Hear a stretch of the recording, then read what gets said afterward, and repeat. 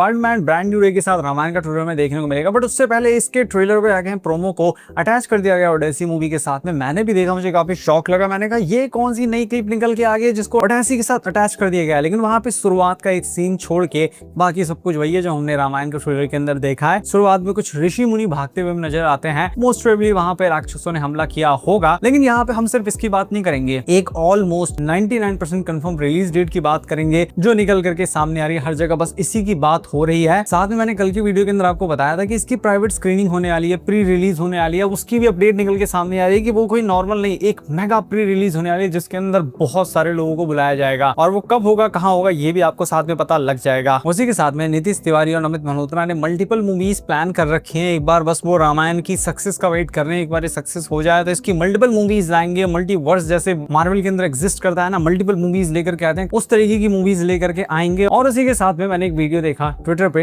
जहां पे एक लड़की इसके ट्रेलर को बहुत क्रिटिसाइज कर रही है और वो बोल रही है कि बाहुबली के विजुअल्स हमको ज्यादा बेटर देखने को मिलते हैं। तो उसकी भी बात करेंगे। सबसे पहले रिलीज डेट की बात करते हैं, जो अभी नई रिलीज डेट मार्केट में चल रही है, जो कि आप हर जगह सुनेंगे। सिर्फ मैं नहीं बोल रहा हूँ, ट्विटर पे आप देख लीजिए, इंटरनेट पे, यूट्यूब पे, हर जगह वही रिलीज डेट देखने को मिलेगी। वो है 29 जुलाई, यानी कि आज 27 से 28, 29 को हमको देखने को मिलेगा डिजिटली, और 30 तारीख को ये स्पाइडरमैन ब्रांड न्यू डे के साथ में देखने को मिल जाएगा। और एक और चीज जो आपको नहीं पता तो बता दूं, वैसे इस वीडियो का पार्ट नहीं है, मुझे अचानक से याद आया तो बताता हूँ। स्पाइडरमैन ब्रांड न्यू डे ने ना 8 लाख टिकट्स ऑलरेडी बेच दिए हैं। बहुत बड़ी ओपनिंग ये मूवी करने वाली है इंडिया के अंदर। और आई थिंक सबसे पहले इंडिया के अंदर ये रिलीज हो रही है। कुछ स्क्रीनिंग हो रही है, मतलब कि अर्ली स्क्रीनिंग हो रही है सऊदी अरेबिया के अंदर, आई थिंक वो हो रही है। उसके अलावा देखा जाए कमर्शियली सब लोगों के लिए जो अवेलेबल होगी, उसमें इंडिया में ये सबसे पहले रिलीज हो रही है। तो इस मूवी के साथ में हमको रामायण का ट्रेलर देखने को मिलेगा 110%, ये ऑलमोस्ट कंफर्म ही है। लेकिन 29 तारीख को भी ट्रेलर देखने को मिलेगा डिजिटली। अब यहाँ पे ऐसा क्यों किया जा रहा है, इसका काफी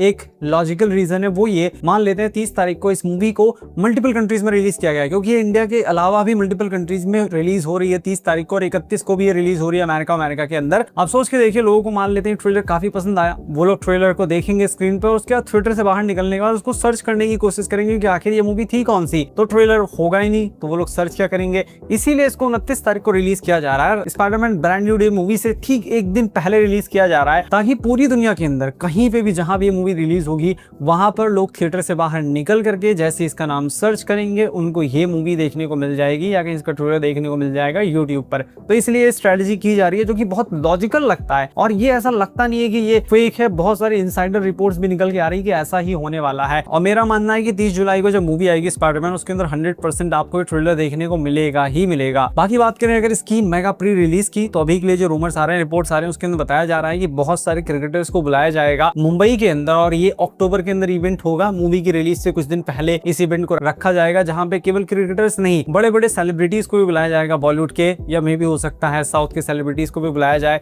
कुछ रिव्यूअर्स को भी मे भी यहाँ पे बुलाया जा सकता है। और यहाँ पे फिर उन सब लोगों को मूवी दिखाई जाएगी। और डेफिनेटली यहाँ पे क्रिटिक्स भी बहुत सारे आएंगे, जिसके अंदर हॉलीवुड के क्रिटिक्स भी हो सकते हैं, लाइक कोलाइडर, स्क्रीन रेंट, ये सब लोग भी यहाँ पे हो सकते हैं, क्योंकि वो लोग मूवी देख के अर्ली रिएक्शन शेयर करेंगे और उसकी वजह से लोगों को आसानी होगी इस मूवी को देखने में। एक उनका विश्वास बन जाएगा कि चलो यार, यहाँ पे ये लोग बोल रहे हैं, मूवी को देख करके आते हैं। तो यहाँ पे ये सारी चीजें की जाएंगी। इसके अंदर सिर्फ रिपोर्ट्स में जो बताया जा रहा है, बॉलीवुड के लोग भी आएंगे। मेरा मानना है कि हॉलीवुड के लोग भी आएंगे और वो लोग मूवी देखेंगे। या हो सकता है हॉलीवुड के लिए, अमेरिकन के लिए अमेरिका के अंदर कोई स्पेशल स्क्रीनिंग रखी जाए, ऐसा भी हो सकता है। उसी के साथ में कुछ समय पहले ये रिपोर्ट निकल के आ रही थी कि रामायण के मेकर्स पूरी तैयारी करके बैठे हैं कि एक बार ये मूवी हिट हो या ब्रेक इवन तक पहुंच जाए, या उनके हिसाब से जहां तक वो चाहते हैं इस मूवी को, वहां तक अगर ये पहुंच गई, उन्होंने जो अपने लिए टारगेट सेट कर रखा होगा, उसके बाद वो लोग इसके मल्टीपल मूवीज के ऊपर काम करेंगे। जैसे कि मार्वल के अंदर मल्टीपल मूवीज बनती है, मल्टीवर्स, वैसे यहाँ पे एज इट इज मल्टीवर्स तो नहीं, लेकिन यहाँ पे मल्टीपल मूवीज अलग अलग कैरेक्टर्स के ऊपर बनेंगी। लाइक यहाँ पे रावण की अलग स्टोरी हो सकती है, मेघनाथ एक बहुत कमाल का कैरेक्टर, उसके ऊपर मूवी बन सकती है, लक्ष्मण जी के ऊपर अलग मूवी बन सकती है, दशरथ जी के ऊपर बन सकती है, मानधाता के ऊपर बन सकती है। मतलब इतनी सारी चीजें है ना कि मैं बोल रहा हूँ खाली दशरथ जी के ऊपर ही 10-20 मूवी बनाई जा सकती है, इतना उनका भव्य इतिहास है। भगवान राम के ऊपर बहुत सारी मूवीज बन सकती हैं, मेघनाथ के ऊपर सैकड़ों मूवी बन सकती है। सोच के देखिए, मेघनाथ ने इंद्र को जीत लिया और वो इंद्रजीत कहलाया, तो उसके ऊपर कितनी मूवीज बन सकती हैं। तो यहाँ पे मल्टीपल मूवीज ऐसी बन सकती है जो कि एमसीयू से भी बड़ा एक मल्टीवर्स होगा, क्योंकि यहाँ पे दिमाग नहीं लगाना है हमें कि यहाँ पे स्टोरी के अंदर में क्या डालना। स्टोरी पहले से एग्जिस्ट करती है और वो स्टोरी इतनी अमेजिंग है, इतनी आउटस्टैंडिंग है कि उसको जब आप पढ़ेंगे ना, तो आपको पता लग जाएगा कि ये स्टोरी बनाई नहीं गई है, ऐसा एक्चुअल में हुआ था।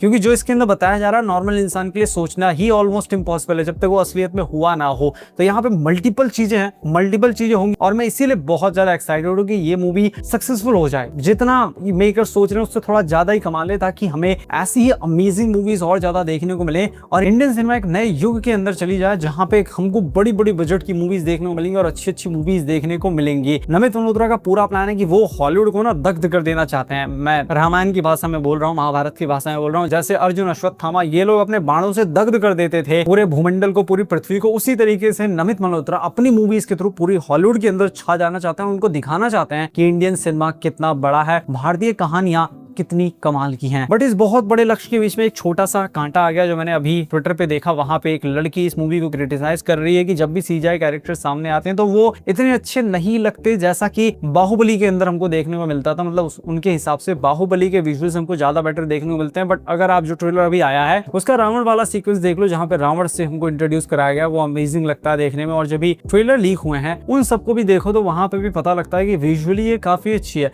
कुछ क्रीचर्स में कमी लगती है, जैसे रामायण का जो ट्रेलर ही आया था उसके अंदर हमने देखा था कि वहां पे हम लोगों को भी वो बहुत ज्यादा रियल नहीं लग रहा था, लेकिन मेकर्स हर संभव प्रयास कर रहे हैं कि वो उसको जितना उसके उतना बेटर दिखा सकें। अब यहाँ पे दो चीजें निकल के सामने आई हैं। यहाँ पे जो बहन जी हैं जो क्रिटिसाइज कर रही हैं इस मूवी को बहुत ज्यादा, उनकी बात मैंने सुन ली, और उसके अलावा मैंने बहुत से और लोगों की भी वीडियोस देखी जो कि बहुत ज्यादा पॉजिटिव रिस्पॉन्स दे रहे हैं इस मूवी के ट्रेलर को। उनके हिसाब से ये मार्वल के लेवल का ट्रेलर है। और यहाँ पे विश्वास किसकी बात पे हमको करना चाहिए? तो मेरे हिसाब से जो पॉजिटिव रिस्पॉन्स निकल के सामने आ रहा है ना, उस पर विश्वास करना चाहिए, क्योंकि ट्रेलर मैंने भी भले ही ढंग से समझ में ना आई वो चीजें, लेकिन फिर भी वो मुझे बहुत अच्छा देखने में लगा। और जितने भी रिस्पॉन्स निकल के आए हैं लोगों की, वो भी बहुत अच्छा लग रहा है। थोड़ी बहुत कमियां अभी भी हो सकता है कि इसके अंदर हो, तो उसको मेकर्स धीरे धीरे ठीक करने की कोशिश कर रहे हैं। अभी भी मूवी को रिलीज होने में अच्छा खासा टाइम बाकी है। तो यहाँ पे जो लोग मूवी को क्रिटिसाइज कर रहे हैं, आप लोगों को उन पर गुस्सा होने की जरूरत नहीं, क्योंकि उन्हीं लोगों के क्रिटिसिज्म की वजह से नमित मल्होत्रा मजबूर हो जाएंगे इस मूवी को और भी ज्यादा अच्छा बनाने के लिए। सोच के देखिए, अगर पहले ट्रेलर को क्रिटिसाइज ना किया गया होता तो हमको इतना अच्छा ट्रेलर आगे देखने को ना मिलता। उनको इंप्रूव भी करना है ये उनको पता भी नहीं चलता। तो क्रिटिसिज्म काफी जरूरी है। बाकी मूवी का ट्रेलर तो मुझे काफी अच्छा खासा लगा है। अब 29 जुलाई का वेट करते हैं। 29 जुलाई को देखते हैं कि आखिर ट्रेलर बड़ी स्क्रीन पे कैसा देखने में लगता है,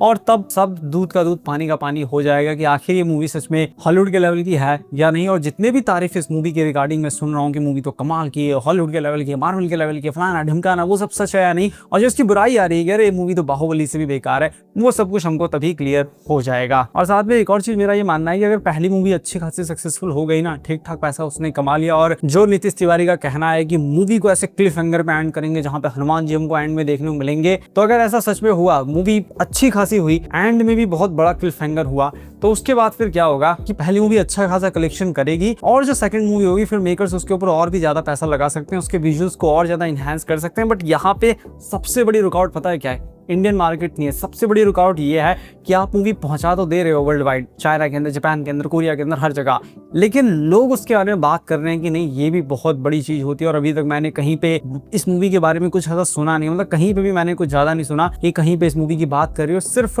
जो बड़े बड़े प्लेटफॉर्म है लाइक स्क्रीन रेंट, रेडिट, ये लोग थोड़े बहुत पोस्ट कर दे रहे हैं, बस। उसके अलावा कोई बहुत ज्यादा इसकी बात हो नहीं रही है, जो कि एक काफी अच्छी चीज नहीं है। इसके ऊपर नमित मल्होत्रा को ध्यान देना चाहिए, और आई थिंक उन्होंने ध्यान दिया होगा, क्योंकि ये उनके दिमाग में भी था कि ऐसा हो सकता है। हॉलीवुड के अंदर वो सालों से काम कर रहे हैं, और उन्होंने मूवी बनाने से पहले इस चीज का भी सोल्यूशन डेफिनेटली ढूंढा होगा। तो देखते हैं आगे क्या होता है। बाकी 29 तारीख को जब इसका ट्रेलर रिलीज होगा तो केवल इंडिया में नहीं, वर्ल्ड वाइड हर जगह सोनी के 50 चैनल्स पे रिलीज होगा। उसके बाद जब सोनी रिलीज करेगा, बाकी यूट्यूब चैनल उसको री रिलीज करेंगे, तो हजारों चैनल तक ये मल्टीपल कंट्रीज के अंदर पहुंच जाएगा। फिर जाके हमको थोड़ा और डेटा मिलेगा कि आखिर अमेरिकन या यूरोपियंस या दुनिया इसके बारे में क्या बात कर रही है। बाकी मैं मिलता हूँ आपसे अपनी नेक्स्ट वीडियो में।